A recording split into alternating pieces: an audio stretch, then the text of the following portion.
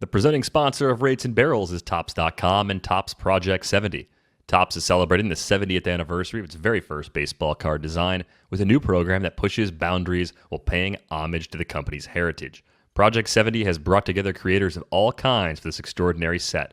Graphic designers, tattoo and graffiti artists, animators, illustrators, painters, and even a jeweler make up the artist roster, which includes names like Snoop Dogg, Action Bronson, Ben Baller, Jeff Staple, Tyson Beck, Brittany Palmer, Alex Pardee, and more. Each artist will select their own MLB players and top designs from any year to craft a unique story. That Shohei Ohtani card I mentioned a couple days ago, it's still up. The one from Ermsey, it's a 1957 design with a Super Mario Galaxy twist. And the newest Fernando Tatis Jr. design from Toy Tokyo, easily one of my favorites in the entire project so far. That's got a 1979 template. 3 new cards launch daily all year long on Topps.com and are only available for 70 hours before they're gone for good. And while you're there, be on the lookout for special cards. Head to Topps.com to learn more about Project 70 and to check out which cards are live right now.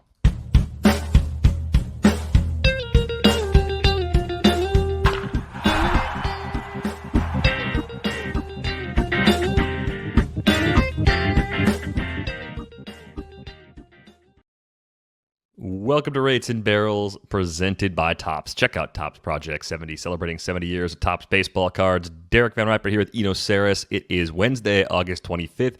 Could be the day that I break into my own U-Box to get my move completed today. As I was telling Eno before we started recording, I have to figure out how to unjam a master lock, the kind that you had like on a locker in high school with the numbers on it. The dial won't turn. My movers get here in a few hours. I'm sure it's all going to work out, but some MacGyver-type maneuvers will follow this podcast. And if I had the wherewithal to record it, I'm sure it would be hilarious for viewing at a later date. 2 words, liquid nitrogen. Yeah, that's definitely on the list. It's like not quite the top 5 because of the difficulty to obtain it. Yeah. I know it's one way to get into that box. Gotta be nearby somewhere. Yeah, it's got to be something. I mean, yeah, there's all sorts of brilliant minds nearby. I'm sure we can find a way to get into that box. It's just a matter of timing. You're really close to the Stanford Linear Accelerator, so all you got to do is have them set it up so they can ram one of those ions as fast as possible at Sherlock. The Stanford Linear Accelerator is actually pretty interesting. That's where they are trying to accelerate particles as fast as they can to smash them into each other. And one of the possible outcomes is a black hole. Beautiful. It's good to know that I'm close to the black hole, so there won't even be a fraction of a second where I know that there's something bad that's about to happen. It will just happen before I know it's happened. Just a blink of an eye. Incredible. On this episode, we will discuss some big movers with the O-swing percentage, looking at some hitters that have gone the right direction and some that have gone the wrong direction, trying to figure out what that means for the future. We'll dig into what we think are some of the league's most dangerous bullpens, and we'll try to find the next K-Rod, because that's kind of a related idea. So let's dig in. Let's start with the bats, because the O-swing percentage leaderboards, the year-over-year changes over at Fangraphs, there's something we've talked about a couple times in this show. I think it's good for a couple of things. One, it can help you find players that might be surprisingly useful if they find playing time down the stretch. And 2, it might help you avoid some players in the future if you see a massive drop and it's part of a broader set of decline, right? Like you'd see big picture decline sometimes, and this is a way to kind of get you a nudge to look at a player more closely. Let's start with the positives, though. I need happiness. I need good things in my morning right now. Let's talk about Thairo Estrada just for a second, because I think he fits into that very first group I described. He's the kind of player where if he is playing, he is probably a lot more useful than people realize. And of course, he's an infielder for the Giants, and I would say the success of someone like Lamont Wade is probably what I'm thinking about here. I mean, Lamont Wade quietly approaching 20 home runs. Estrada was this sort of up-and-down guy with the Yankees for the last few years, and filling a similar role right now for the Giants, but he's already collected more big league plate appearances this season than he has in any other big league season. I imagine we'll see him again at least at some point in September when rosters expand. There are some flaws in the profile, but I see him as the guy who has improved his O-swing percentage the absolute most of all hitters if we narrow it down to hitters with at least 50 plate appearances this season. So I just thought that was noteworthy because I'm wondering if we're looking at the Giants now, similar to the way we've looked at maybe the Dodgers in recent years, where if they go get somebody, they might have like a low risk sort of move. They probably have a reason for getting that player. Every team does. But their development, as we've talked about on this show, has been so good that we should be a little more inclined to buy into the players they take a flyer on. Yeah, it's pretty funny. Farhan Zaidi, there's a lot of general managers who are adept at saying nothing. And to be fair, Farhan Zaidi does add words to his answers that fill space that don't mean much. But he sometimes really just tells you what he wants. And one of the things he said when he's acquired players like Lamont Wade and others is that he really values play discipline. And you can see, I've said before, the Giants are now top 3 in reach rate. This is the stat we're looking at. You might call it chase rate or O-swing. This is something they value. This is something they care about. So you take someone who had good hit tool, not a ton of power, was a right-handed shortstop that could play in the big leagues, fills a need for them, because I think the jury's out. Mauricio Dubon, not a shortstop. I think, Donovan Solano he's currently the backup shortstop in San Francisco. I think I'm not quite sure, but I think it's him. I mean, it's not Tommy La Stella. So I don't know who else it could be. So unless maybe it's Chris Bryant.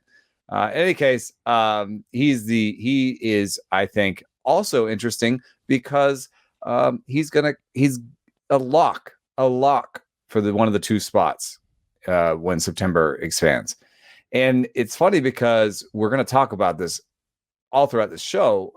One of the themes will be what happens when the rosters expand and who's left in the cupboard and who's left to come up. And for a lot of the really good teams, it's going to be somebody boring. It's going to be Thairo Estrada because it just fills a need for them. They need to have a right-handed backup shortstop. Maybe not even right-handed, but they need to have a backup shortstop on the roster. So I think for the Giants, it'll be a reliever and Thairo Estrada that comes up. And I don't know what it means long-term. It could mean that Thairo Estrada takes over for a Solano Flores type and becomes the right-handed backup middle infielder because as the roster is currently constructed, they could, like I said, use a backup shortstop. And they value versatility. We've seen that, of course, in their roster construction recently as well. So just a guy that I had not thought about at all who actually has shown at least one underlying skill growth that we find very interesting. And they play those guys. So if you find next year that somebody's off the roster, Solano or La Stella or somebody, and Thairo looks like he's got the roster spot for the year, I think it's probably like a kind of a deep league thing where, it's not something that you'll want to play every week. But Thairo will play some. I mean, you can just look at how Solano and La Stella are being used. Yeah, some other names here at the top of this leaderboard. Daz Cameron, who's only been up for a total of 22 games so far this season entering Wednesday, hasn't done much. I mean, the slash line is not good. 194, 256, 375. You're not getting excited about Daz Cameron based on that, but he's got power. He's got speed. He's a part of that younger group of position players the Tigers need to sort of figure out sooner rather than later because they need to know if they actually have someone who's part of their next good team on their hands.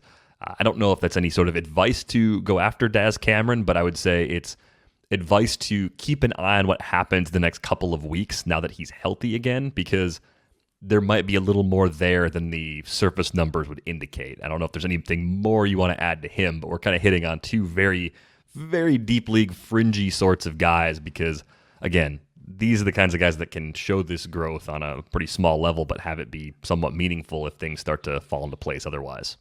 Yeah, I'm falling out of the race in Devil's Rejects, and so we're loading up on peripheral guys. And Cameron for speed is an interesting idea. We just picked up Jake Berger because of his. We talked about this on a previous show. His quality of contact is pretty good.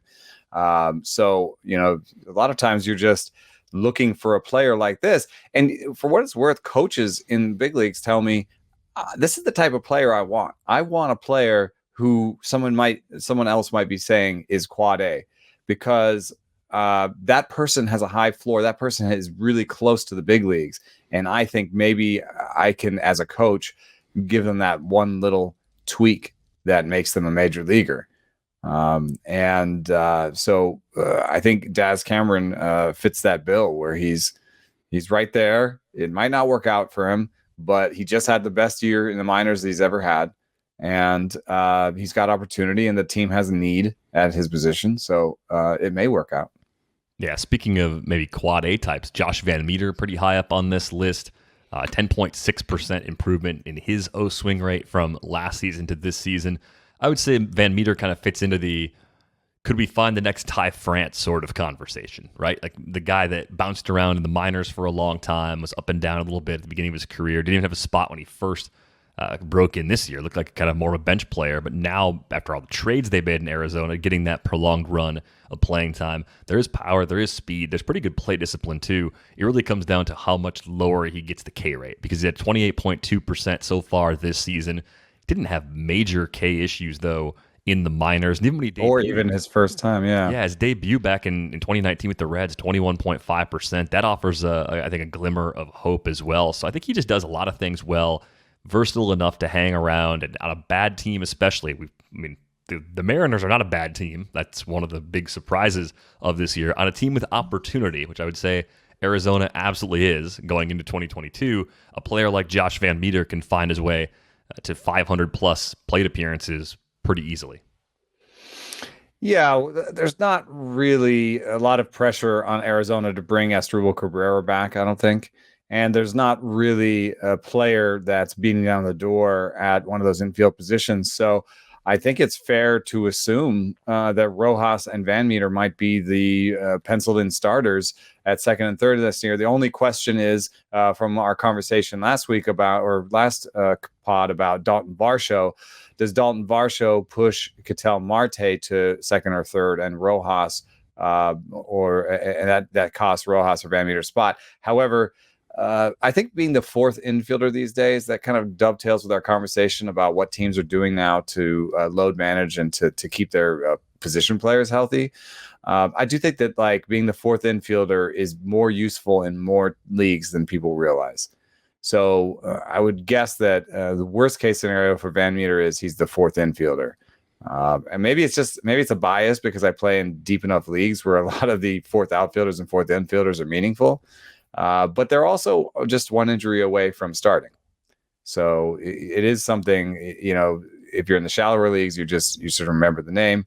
If you're in the deeper leagues, you actually stash the guy and either hope for the injury or just use them as they're useful. And I think Ty France is a good combo. I think if I was to guess what Van Meter's true talent is, sometimes you can't tell until they get to play every day. And so you're kind of getting that second run of sustained work for Van Meter. But I think I'd guess that he's kind of like a 250 hitter with 20 homer power and 5 to 8 steals, which is very Francian.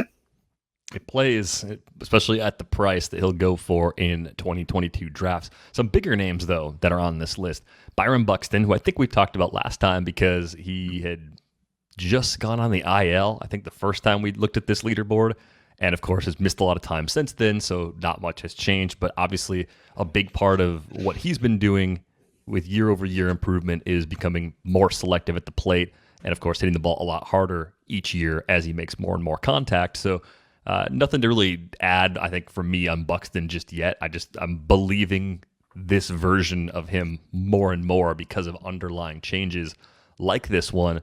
And those four guys, Estrada, Cameron, Buxton, Van Meter, all 10+% increases in improvements in the O swing percentage. Other guys that I thought were interesting, though, Francisco Lindor has actually improved. He's swinging less outside the zone than he has in the past by about 7%. It's been a miserable first year for him with the Mets. We've talked about this team underachieving offensively. There are a lot of players out there that have a down year sort of like this one, where I feel like it's a pretty obvious sort of bounce back. And I think with Lindor, there's a whole lot going on in his profile. He's swinging less in general. It's not just at pitches outside the zone, just being maybe too passive.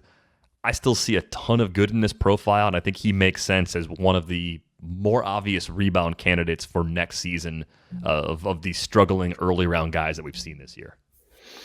Yeah, I mean, I think one of the difficulties in researching is that different players manifest the same issue in different ways. So what I see here is maybe pressing, and a lot of times in the past, I've seen pressing as reaching. So you'll see that like reach rates go up usually when a player's on a new team. That's something I found when Jay Bruce was traded to the Mets and stuff. That just generally a player's reach rate. Chris Davis when he came to Oakland. Generally, a player's reach rate goes up when he's traded. But I think this is for Lindor. I think it's the same thing. I think he's pressing. His version of pressing is just being overly passive. But coming back with Baez now they're in the middle of a race. Hopefully they're both healthy. There is a run left in these Mets, to speak about like real baseball. I think there really is a run left in these Mets. I think it's ironically, I think they just need to get enough pitching now that maybe their hitting is healthier and maybe that lineup can get clicking. So maybe it'll just be one of those years when they hit when they don't pitch and they pitch when they don't hit. But in any case, I do think that there's a rebound coming from him. The last name on the list, though, Austin Hayes, I find pretty interesting because, from a real life standpoint, from a fantasy standpoint, I think most people are like, oh yeah, Austin Hayes, like, totally playable, low batting average, but some power, some speed, Baltimore guy, like people know who he is. But they may be surprised to know that his bat has been nearly 20% worse than league average once you take into account his low on base percentage. And that's something that the Orioles will care about. I would suggest that they would find another player like McKenna or Yusniel Diaz or somebody to take his place if he would to continue being an 80 WRC plus guy, because they're not playing him in center so much. And if he doesn't have center field defense, then a corner outfielder that's 20% worse than the average, even one that's 10% worse than the average is not one you want to play a lot. So you'd be looking for alternatives. However, with this decrease in chase rate, there's a real chance that he covers over the biggest hole in his game. If he can manage like a 330 OBP next year, he should be an above league average bat because he does have the power and speed, and he may hold on to his job. And there may even be a little bit of breakout potential there, considering he's 25 or something, 26. He's right there where 26. He's right there where next year could be a career year. So not a great keeper asset, probably not even a great asset for the Orioles unless he takes that leap. Because even his projections say he's basically a league average bat with poor defense. So this isn't he could get surpassed unless this thing sticks and he has like an 8 to 9% walk rate next year. Then really things could click for him. So I think this is a really good sign for him that his chase rate went down. He's not supposed to be a below average defender or even just an average defender. He's supposed to be an above average defender. So that's kind of a surprise to me that hasn't come through, that part of his game. But we are seeing a little step forward with the power. So I think in deep, deep leagues, still some reasons to be optimistic about Austin Hayes if he's out there. We're talking like 20-team dynasty leagues or AL-only keeper leagues, the kind of guy you can get very affordably and kind of stash away to see what happens over the course of the offseason. Unfortunately, we have some hitters going the other direction, so let's take a look at them. The bad part of this group, Michael Chavis, way up right now, 16.1% increase in O swing percentage. Jason Hayward up 11.6%. Kyle Seager, 10.2%. And Josh Reddick, 9.2%. Guys like Reddick especially, I always wonder if this is a sign of the end, because he's kind of on fumes anyway as far as having opportunities. This list has a little bit of sense of desperation about it. Mm-hmm. I mean, Hayward, Reddick, and even Carlos Santana to an extent. I think there's some real pressing there going on, some late career pressing that does not bode well for their futures. I mean, Carlos Santana's game is based on not reaching. I mean, that's one of his main attributes. If he loses that, I don't think that he'll be very usable next year, especially in Kansas City. He'll be a DFA candidate in May or June, unfortunately. So end of the line could be near for him. Definitely a guy that I went to time and time again as a cheap corner fill-in that I don't think I'll be going after next season. But I think there's three names all clustered together here that led me to a question. I don't know if we've ever really discussed this aspect of reach rate before, but Gio Urshela, Xander Bogaerts, and Nick Senzel, three very different players, but all kind of clustered together as guys who have had their O-swing percentages jump this year. The common thread for me is that all three of those guys have been dealing with various injuries. The Bogaerts has been playing with wrist stuff, I think, on and off for quite a while now. I was digging into his profile a little bit earlier this morning, and he's making more contact than ever outside the zone. So we're not really seeing any sort of negative impact on his overall production. But have you found anything in the past that links players with an injury being a little more aggressive or too aggressive, reaching at pitches outside the zone more often? No, I usually think of it as sort of a failure of preparation, that the information can help you reach better. This is a beat for me right now. I'm developing a story about this. The overall, like the headline, the thesis of the story is not clear to me yet, but I've just been talking to a lot of people about reach rate and about play discipline. A lot of them say that it's innate, but they do certain drills to improve upon it. None of them have yet said anything about the role of injury, but they have said something about the role of your body size, your body versus the umpire. And we've seen that a little bit with like Aaron Judge getting, what was it? Strike calls below the knee because he's so tall. It seems like it's very far off the ground, but he's just a tall dude and it's still below his knees, that sort of deal. I think there is probably a little bit of a body size thing. But in terms of injury, I can't figure out the link unless perhaps this is plausible, I think. You have to get started earlier because of your injury. Right. Your injury causes you to lose a little bit of bat speed. You got to cheat a little bit because you're cheating a little bit. You're going to make more bad decisions. I think so. I think that is totally plausible. It's an interesting thing I had never thought about before. I wonder how much of a role that is. I think that injury is like really the chaos in baseball, and it's like the underlying thing that affects a lot of the numbers we're seeing. And so I guess this wouldn't surprise me writ large, but I just hadn't made this specific connection before. Also, there is like this thing that sometimes a little bit of reach rate, like you mentioned, that it hasn't been so bad for, who was it, Urshela or Bogaerts? It hasn't been bad for Bogaerts. He's been great. I mean, this is the third year in a row where he's hit 300 with a good OBPs at 371. He's slugged 500 each of the last 3 seasons. He's a star. He's a great player. It's one of those things that can be good in a given season, but isn't necessarily good in the long term. I think you see with Biggio, like you can be too passive.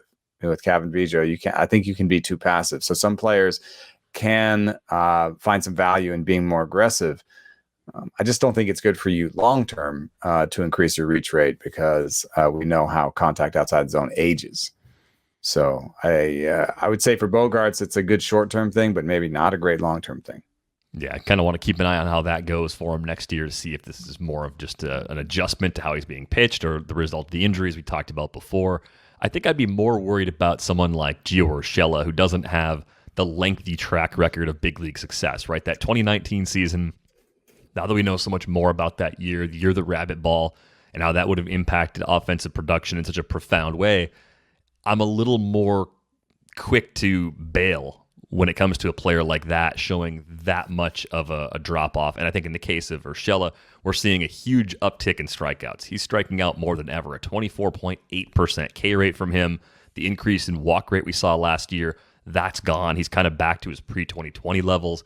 So I'm looking at Urshela, and I think because of his defense, there's a good path for him to still be a regular for the Yankees again in 2022, but he's going to become a very cost-dependent sort of target for me in drafts, whereas this draft season, I actually thought he was a little bit undervalued, so I was wrong about him, and I think I'm quicker to change my tune with that shorter track record of success.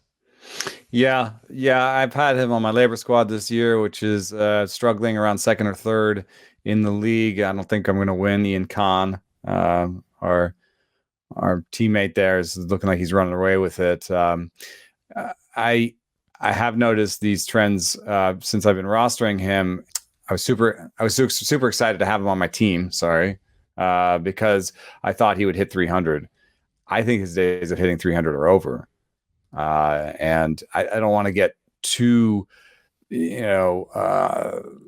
Chicken Little, but this dude's 29. And if he's not going to walk at a 10% rate, he's going to walk at a 5% rate, which seems most likely. And he's not going to necessarily make better contact than the league average. And he's not really known for his power. Then all you're getting when you put him on your team is a guy who will play. And then, he's had some injuries this year. So I don't know that he'll be kind of a target for me next year. I think I'm not totally out on him, though, because if he sinks far enough, he's barreling the ball more than ever. That's an encouraging sign. I think I'm just changing my expectations for the type of player he was. Like you, I saw more of like a 300 guy with a good OBP. Instead, I see more of like a 260 guy with maybe like a 310 OBP stuck in the bottom third of the Yankees lineup, but with 20 to 25 home run power if he stays healthy for a full season because of that park. I actually think there's a better chance that he has a career high home run season left in him than he has another 300 season. Yeah. Yeah, but in terms of skill sets, the 300 with 20 homers is rarer.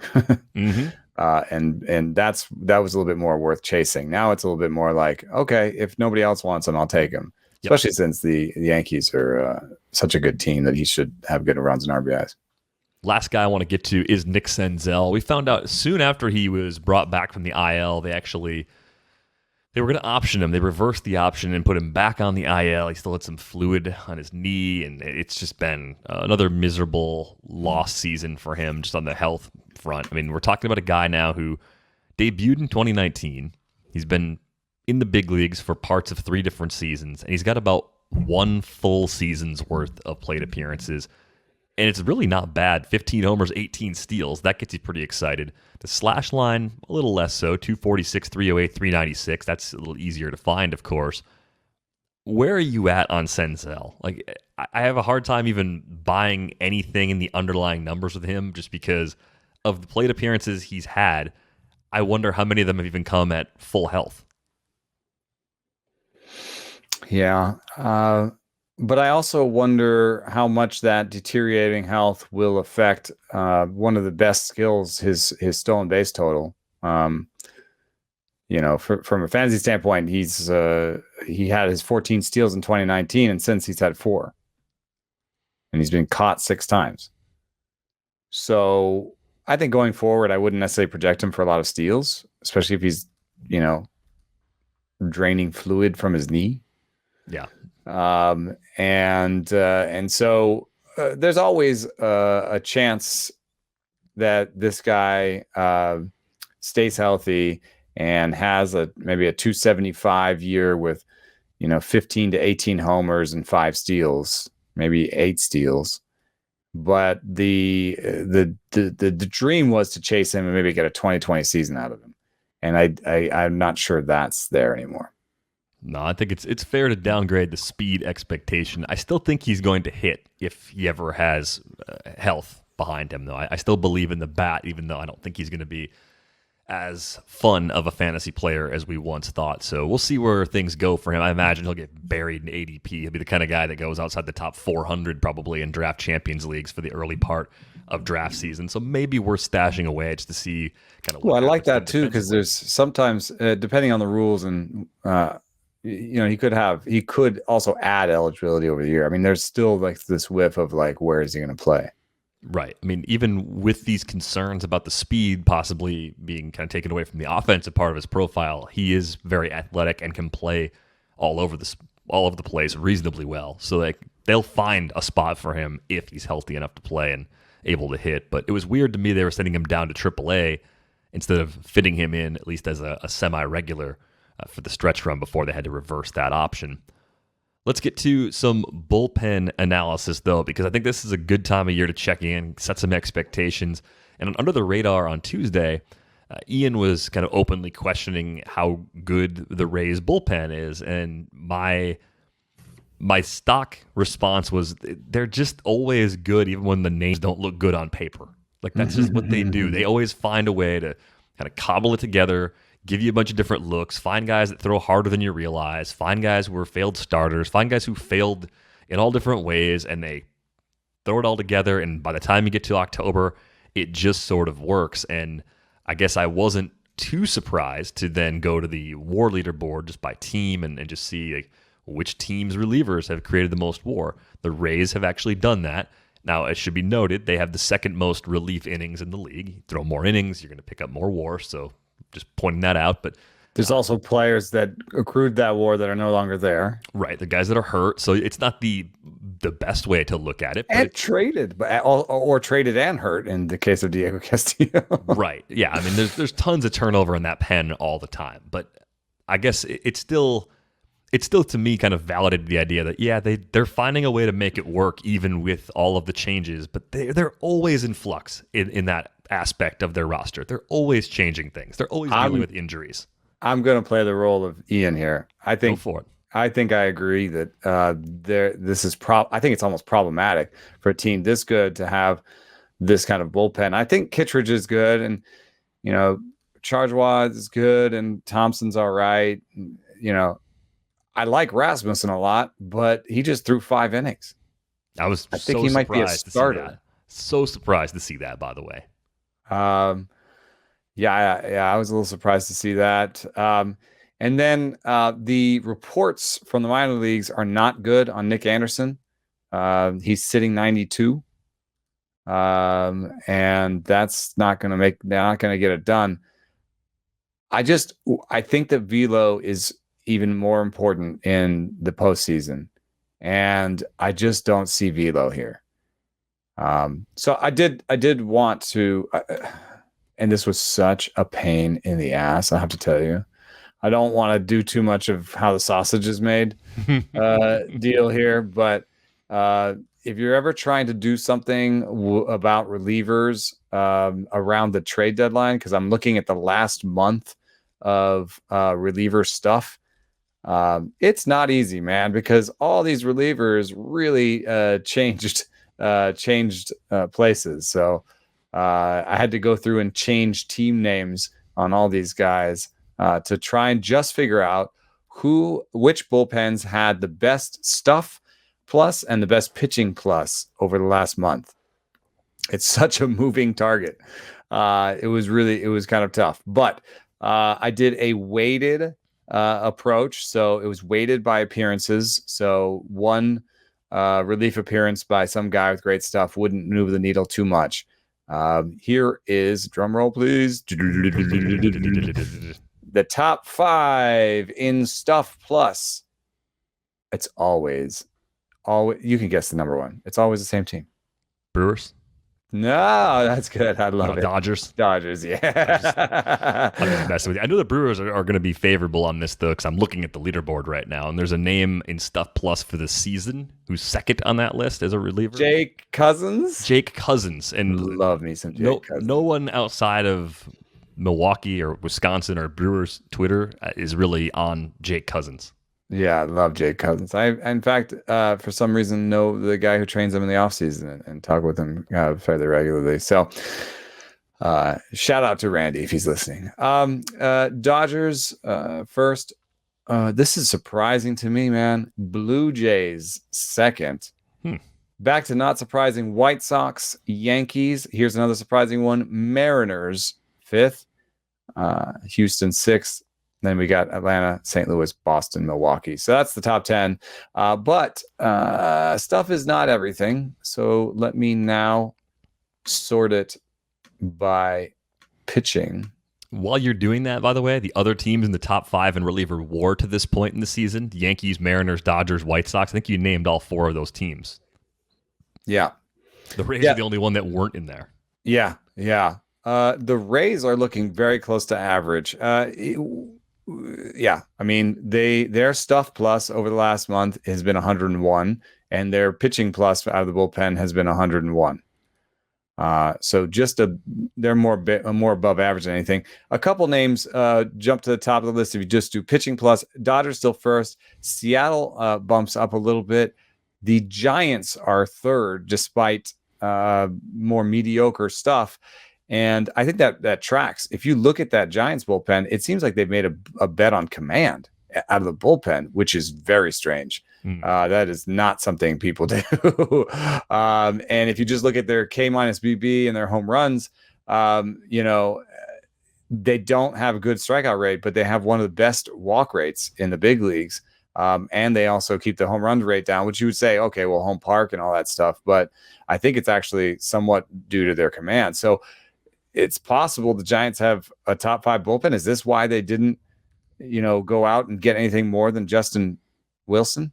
No, is that right? Justin Wilson? Justin Watson? Tony Watson. They're both left-handers, right? I'm pretty sure they're both left-handers.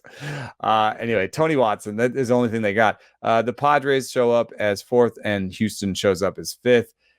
Tampa is 11th or so.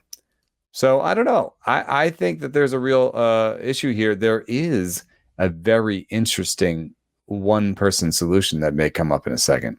Oh, yeah, we're going to get to that because there's other ways to improve your bullpen this time of year. Healthy pitchers coming back, though, would be huge. Pete Fairbanks coming back would be big. JP Fireisen coming back would be big because those guys have not pitched so far in August for the Rays. So if you're looking at the last month or so, 2 pretty important guys for them, not actually part of that. Yeah, I think Fireisen would not solve the velocity problem. Fairbanks could.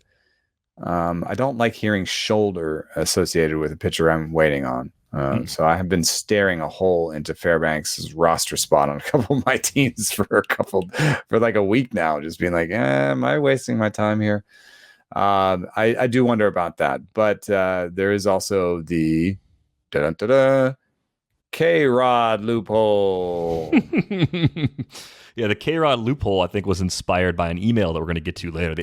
This is kind of like a memento style storytelling in the podcast where we're kind of piecing it all together backward. It's all related, but it's not in the order that it should be. We sorted by like descending instead of ascending or something. So it's fine, but we're all just talking about those last 2 roster slots. That's what it is in the end. We're only just talking about the last 2 roster slots. We're just talking this whole podcast is dedicated to Tyro Estrada and whatever reliever your team picks up, your team brings up to the big leagues next to them. Yeah. So on that note, please leave us a rating and review if you're still here, because we really appreciate you as our most hardcore listeners. How we thought we could start with that topic and those players, I will never know, but I think it may have worked. I think somehow we're making some sort of coherent point. And now we're going to finish with relievers. Utility infielders to relievers that aren't closers to possible once in every 10 to 15 year type relievers that come up and make an impact and have really good careers. That's our sweet spot today. And also possibly on a future episode, how to fix your master lock when the dial gets stuck. But finding the next K-Rod, I mean, I think the first and most obvious name here would be Shane Baz, right? Yeah. Just because it's not because we think long-term Shane Baz is K-Rod and he's going to get 300 saves and be a reliever forever, but it's because they can bring him up, use him out of the bullpen, and they've got maybe the guy that has the absolute best stuff in the pen, not even in the bullpen yet at all. And I think that Nick Anderson situation that you mentioned is kind of important too, because he was a big part of why their bullpen was so good for a good portion of the playoffs last year. And as Nick Anderson sort of flamed out during the postseason, that hurt them quite a bit because they were stretched already. Like they had everybody they needed with him, and they were kind of one great late inning reliever short without him. Yeah, that's the K-Rod thing for me, is just excellence out of the pen, not necessarily the whole career thing. There's some people who wonder about Baz's command, but he seems to have ironed that out. He's throwing exclusively from the stretch now, and the command numbers have improved. But just in terms of how many innings he has left and the fact that he can touch 100, that's, I think, what's missing here. One thing that is obvious if you kind of look at leverage and how games are won and how teams bullpens are constructed. And basically what I'm trying to say is the weakest inning for any team is the sixth. That's when games are won or lost. It's the sixth. It's not even the seventh or eighth. It's the sixth. The sixth is when your starter goes out of the game and one of your weakest relievers comes in. So that means you need better starters or you need more good relievers. Or you need this guy who came out of nowhere that barely anybody has seen who can throw 100 who comes in the sixth. So I don't think Baz is going to come in and be the closer. In fact, I think he will be what Fairbanks was in the postseason last year, where Baz comes in and he comes in the sixth and maybe even pitches, 4 or 5 outs or whatever, if they think that's okay for his health. And that'll be what makes it work. And then you have, Fire Eyes and Fairbanks figuring it out in the 8th and 9th, something like that. Yeah, I think that makes a lot of sense, especially because with Baz being stretched out at AAA right now, he can give you more than 3 outs. He can be a bridge. If you have a starter go 4 1/3, 4 2/3, which I think is very possible, they're going to miss. Especially if Rasmussen is one of your starters. if you're relying on Rasmussen, Patino, Yarbrough, and McClanahan, I think generally a group of pitchers that they get as much out of as anyone could. Like, we'd like a lot of those pitchers. Maybe not a single one of them is going to pitch past the very beginning of the 5th. Yeah, over under on 1.5 starts from the Rays in the postseason that goes more than 6 innings. Oh, I mean 5. Yeah, I'm saying that. I mean, if they do it once, okay. If they do it twice, I'd be a little surprised. Who would it even be? Who would be the one who did it? Yarbrough, maybe. Probably Yarbrough. He'd just get going. Mm-hmm. And just be really efficient or something in some game. Yeah, no. So yeah, I think that Baz is. I mean, they also have David Robertson as an interesting name, but that doesn't fit the sort of lights out stopper that comes out of the minus. I do think the Yankees have somebody like this in Luis Gil. I don't know exactly how to deal with the Luis Gil profile, which is a little bit like Huascar Noah, where you have, I think Gil has probably better command, but it's the same idea where it's a fastball slider guy that you could coax along through 5 innings as a starter or could be a dominant reliever. And I don't really know. I think there's that risk is baked in. So I don't want to spend too much on Enoa and drafts next year or on Gil if he ends up in the bullpen. But I think for the stretch run, the Yankees, he could be that one of those 2 spots that they get in September. I think he'd be really useful for them as a guy. So now you can have Loaizaga, pitch the 6th, or maybe you keep Loaizaga around for the 8th and 9th because Chapman keeps falling apart. And maybe Gil becomes that 6th inning stopper that you need. And then there's another name in the same division that's really kind of fits right with all these guys is Nate Pearson. Oh, man, if you told me the Jays were going to be in the mix for the postseason late in the year, I would have said, well, Nate Pearson's probably pitching really well. And he's been hurt. I mean, he's 2 1/3 innings in the big league so far, 27 2/3 in the minors. And yeah, it's been 1 inning at a time at AAA since coming back. So clearly the focus, at least for the rest of this season, has shifted, but he could be completely lights out in a short relief role. I think he really does show you how difficult it is to become a starting pitcher in this league and why it's really not a great bet to bet on young starters on your team. That I think that there's almost every starter that comes up has a year or 2 or 3 that it takes them to figure out how to use their arsenal at the major league level. There's very few that come and dominate from the beginning. I thought Pearson had a shot, but the command hasn't been good. And sometimes that command is either ironing out mechanics or simplifying a resume, simplifying what you're throwing. There was an interesting name. This whole idea I got kind of from Eric Longenhagen over at Fangraphs. He had some scouting notes where he was kind of going through interesting names that could come up, and he brought up Ronel Blanco. Was the name I'd never heard of before. The AAA closer for Houston. Has the highest swinging strike rate among their upper level minor leaguers. There could be that spot for him too. like I said, we're all talking about basically two spots on the roster. Maybe some teams will just bring up two relievers for those two spots.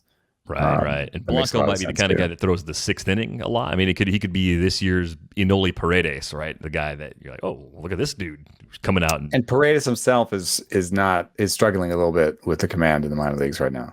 yeah. So Those I think those players could be useful in deeper leagues, so that people find some use out of this. I think that what we're talking about here are very interesting names that you could stash for next year, that will come up and pitch this year.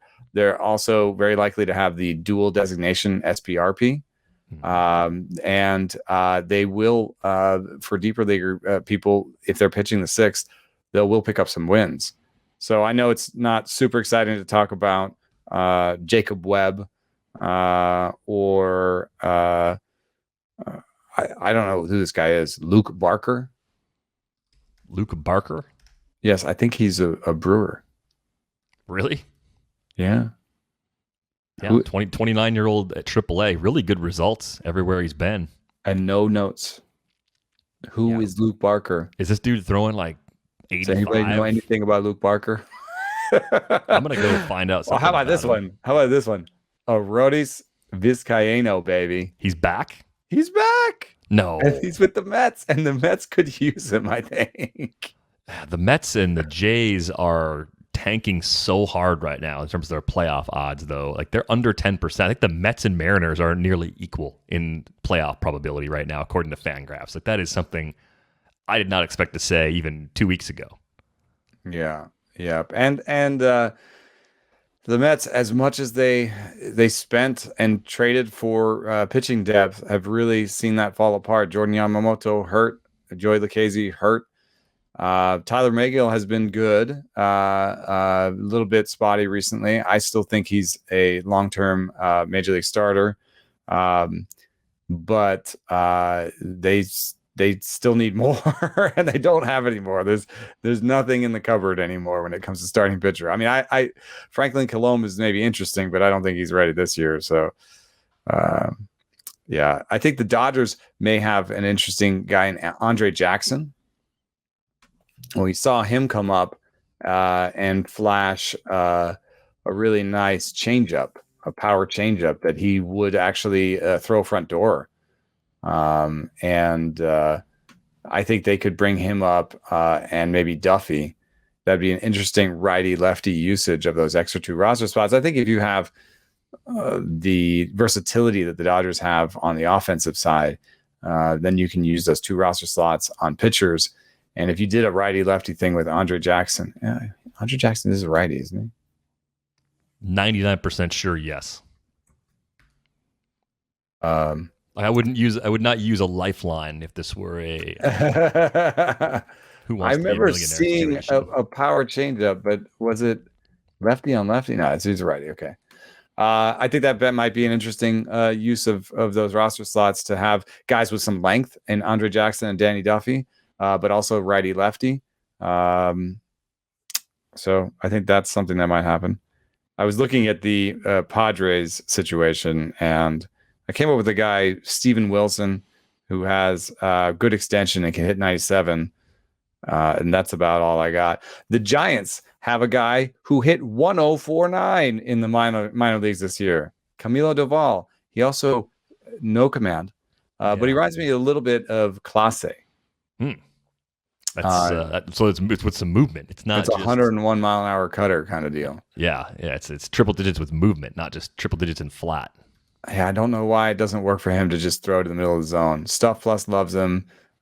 Even Location Plus doesn't say he's that bad. So I think maybe they'll bring him up. Maybe it's a soft bring up at first, where they bring him up and they just pitch him in losses to have an extra arm. But I could see him coming up and turning things around. Yeah. I think this is a pretty fun group of pitchers because they could end up in very random, like, important situations. Could be a tie game with runners on in the 5th or 6th inning, but they might be the best option because of bullpen usage in a given moment. And some of these names like Barker, I mean, literally on the team I follow, and I feel like I've never even seen his name listed anywhere Could before. not find anything on him. And I was just our friend Will Salmon had a piece looking at the Brewers bullpen depth about a week ago and had other options. There's a section looking at more guys that could be up, and he wasn't even mentioned there. Yeah, he must throw 85. Maybe he's like a sidearmer or something. Right, like, yeah, he's like another Eric maybe he's a Yardley or knuckleballer, dude. We have to find out the story. Find us Luke Barker. His numbers are great. Gonna get that scouting report. I promise. Even his projections are decent, like it's not. Yeah, I don't know. They got to be. The results have been so good for a few years now. So all of this was actually inspired, I think, by an email from Vince, who writes, the one league I play in is a head-to-head AL-only league with 10 teams. We have 5 keepers, and there are no limits on how long a player can be kept, which makes keeper decisions very important. I'm second waiver priority behind a manager who is often semi-engaged at best. That's a really nice way to put it. My question, who are the best AL prospects you expect to debut the rest of the season? We'll obviously get to a few NL ones too. I mean, I think the group we were just talking about, most likely, those are the best players that are going to come up. They are mostly relievers. Shane Baz is the answer once again. Baz is the guy you want if he's available. If Baz isn't there, I think I'd go Heel over Pearson at this point because of the injuries, Yeah, but Heel's already debuted, right? Yeah, but there's a chance that because he's been up and down, maybe he's still floating out there. So, and Pearson's already debuted too. But I guess I'm just looking at names that are good and intriguing and could have long-term value from the AL side, whereas just about everybody else there, even like Ronel Blanco, in a keep 5 AL only situation, no, that's not going to happen. I doubt Rutschman comes up. I don't think for September, I think that Torkelson and Rutschman.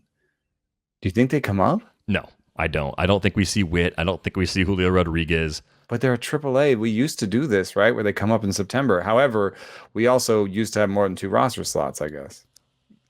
Could they squeeze Josh Lowe into the outfield? The Rays, that is? Could they do that? Wouldn't they do Brujan first? You'd think, but I think we've also reached the point where Lowe would be a guy they would trust in center field. Brujan probably isn't a guy they want to play in center field, at least come playoff time. Yeah, I think with Schwarber, there's no Tristan Casas coming up in Boston, and that would have been a stretch anyway.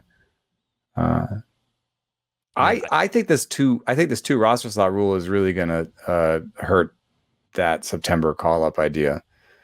If you have 2 roster slots and you're the Cardinals and you still think you're in it, you're not picking up Nolan Gorman, right? You're going to pick up like 2 relievers. Probably. Yeah, it's not a good time to be adding to the roster for the future, unfortunately, because teams just don't operate in a way that gives you a lot of opportunities to grab value this late in the year. Yeah, and I think there is going to be a fall league. So if you're worried about innings or plate appearances for a player, like say Alek Thomas in Arizona, let's say you want him to get a full slate of plate appearances this year. Instead of bringing him up to the major leagues and starting his clock, you send him to the Arizona Fall League where he gets more plate appearances and fills out his year. And instead of starting his clock, you look at like more boring names to see if they could be your 5th outfielder. You know what I mean? Like I don't think you audition. I don't think you audition Alek Thomas right now if you're the D-backs. Even with somebody like Cole Calhoun out, I think you just run out Varsho every day to see if he's going to be your everyday center fielder. Give Pavin Smith all the at-bats he can get to see if he's going to be your right fielder after Calhoun. And you do that instead of having Alek Thomas up to sometimes play. Yeah. I'm going to say you're dead on here. I just don't see any of those teams that are looking to the future, making the moves like that at this point. So I'll say Josh Lowe is the long shot, air quotes, position player most likely to find his way on the big league roster, but I'm not actually expecting that to happen. I think it is going to be pitchers. I think Shane Baz is the guy that you're waiting for if you're in a position like the one Vince described. And if you're in an NL situation that is similar. Edward Cabrera coming up right now. That's probably about as good as it's going to get talent-wise. Cabrera coming up, the debut will be today. So you get to look at him before waivers run if he hasn't been picked up already. I think he's probably the best player that comes up the rest of the way. Do you like any of the sort of Nolan Jones or Nolan Gorman types? I mean, I don't think so. No, and I think Gorman's also going to be the kind of player that probably has a good bit of swing and miss in his game initially. Right. So like, you're not going to pull him up and then have him like hit 100 for like, where's he going to play? No. Although I'm impressed. This is something I had not noticed yet, but his K rate's way down at AAA. He actually brought it down, moving up a level, 19.3% after running 26% or higher everywhere through A-ball. Like that's pretty encouraging for Gorman. Are the Cardinals just dead though at this point? Like their incentive to bring him up is low, 3.2% chance of making the playoffs. Yeah, but above 500 and like, could still be like, hey, we're only. Well, I guess it's like 6 games out. But aren't they the first team out? Well, they're right behind. They're the next team behind the Reds and Padres. Yeah. So what would you do? How would you fit him into the lineup? Obviously, you're going to play Arenado every day. Do you start benching, I don't know, Paul DeYoung and running Tommy Edman out there at short or something? Like how do you fit Gorman in defensively? Well, let me look at the payroll and see who is a free agent next year. Matt Carpenter's gone next year, but he's not really playing right now, right? Nope, not really playing. Andrew Miller's gone. $17 million club option on Carlos Martinez that you might have thought would be exercised when they signed it. Probably not. Happ, Wainwright, and Lester are gone. Kim is already gone. DeYoung's around for too long. I don't think you give up on him. He's cheap and he's around. And yeah, I don't think so. So you got to play Edman somewhere because you're not going to bench him. And right now you got to play Bader and O'Neill. Why was O'Neill benched today? He's banged up. Oh, yeah. But you're playing Bader and O'Neill in the outfield, and you're playing Bader, O'Neill, Edman in the outfield. So there's not really a room for a regular player, is there? Carlson is back too, I think. He's healthy now, so you're playing him every day. So I think that's part of the problem for Gorman. Someone has to get hurt if he's going to get the opportunity. So I wouldn't be waiting on him. They're a little bit thinner in the infield, so I guess it's possible. Jose Barrero is already up. We talked about him, I think, last week. I mean, I think he could be among the better position players to come up recently if you're in a situation where he's still out there. Who's playing second for them? Why am I blanking on this? Edman. Oh, okay. Yeah, he makes sense. So, yeah, I think, but that's you can move Edman around. Well, you could move Edman around, but I don't know if there's a reason to do that. He seems like he's a solid regular. So I think you're right. They're thinner on the infield. So the way that Gorman comes up is if Arenado gets hurt or Edman gets hurt. Yeah. NL side though, yeah, it's not great. Like I said, not the best possible time to be looking for value on the prospect front. But hopefully that was helpful in some way for Vince, and hopefully the digging into the bullpens and looking for the next K-Rod was entertaining. And at the very least, now you know who Thairo Estrada is. If you're not a Yankees fan or a Giants fan, that you'd heard that name at any point, any podcast over the course of the season. I got one last name. Josh Jung. I thought he was going to be up already, so I guess you could keep him. You could keep him in the conversation because they've gone the way of like Arizona, where they're so incredibly bad, and I think because of the injuries he's had, he's moved a bit slower than expected. Just let him have a nice finish to the season in the minor leagues and call it a good year. And it's not me saying he's not ready. He looks like he's pretty ready. Yeah. So that's possible, but probably more in the Alec and Thomas the Rangers camp of why do it? Yeah, the Rangers are so bad. Oh man. But they do have guys on the way. So, and you know what? I kind of like, this is why Jung won't come up, because they're trying out. This is the type of player you're going to see. Instead of the top prospects, you're going to see Yanni Hernandez and Yohel Pozo. Oh my God. Did I just really screw that up? How do you say it? What, Yohel Pozo? Yeah. That's how you say it. It sounded pretty wrong. I think you said it right. Anyway, That's who you're going to see. That's who you're going to see, right? You're going to see these guys who are like, are you a regular or are you a backup? Yeah, you're breaking the quad A test right now. Yeah. And I like Yanni Hernandez. I don't know if he's a regular, but I think he's definitely on the team next year. So they give him a burn to see if, like, okay, is Yanni Hernandez going to take second from Solak? Let's play them both for a while now and see what happens. Yeah, no, I'm with you. I think that's exactly where the bottom feeders are, especially just looking to the future with guys that could be on the roster but aren't necessarily on the roster, and then clearing that space accordingly for the Josh Young and Alec Thomas types once we turn the page over to 2022. Right. Like Jason Martin, right? Like you play Jason Martin, you give him full burn for a month, and then, if he still has a 40 WRC plus at the end of it, you BFA him pretty much. Yeah. If you've got questions for a future episode, hit us up, ratesandbarrels@theathletic.com. On Twitter, he's at Eno Saris. I am at Derek Van Riper. If you don't already have a subscription to The Athletic, you can get one for 33% off at theathletic.com/ratesandbarrels. It gets you coverage from everybody who writes for The Athletic, and it goes beyond baseball too. Of course, you get fantasy football if you're ramping up for that. NBA coming back around, NHL coming back around, Premier League underway, so a lot of good stuff to read about on the site. Be sure to get a subscription if you don't have one already.